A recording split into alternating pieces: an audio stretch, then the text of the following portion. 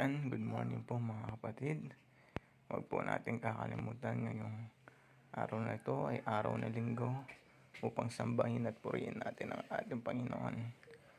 Bago po ang lahat, pagkatapos po natin gumising, ay pasalamatan po natin ang Panginoon sa biyaya na naman na ibinigay niya sa atin.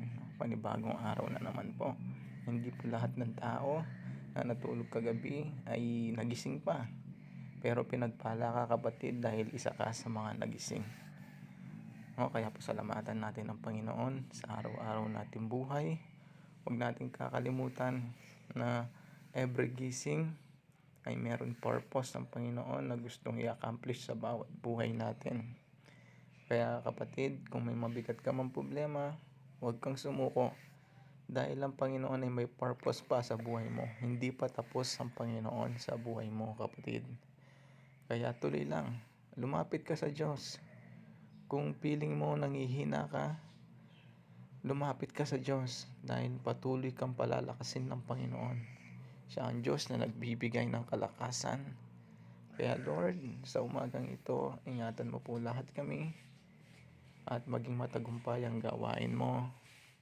Pagpalain mo ang mga tao na patuloy na nagpapagal, nagsasakripisyo, nagbibigay ng oras sa iyo. At gawin mong matagumpay, Panginoon, ang bawat gawain mo, Lord God.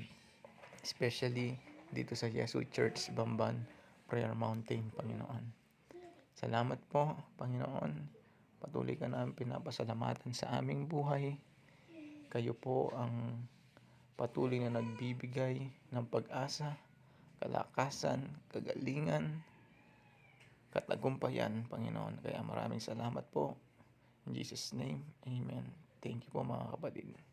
Like and share po. Jesus loves you. A double shalom forever.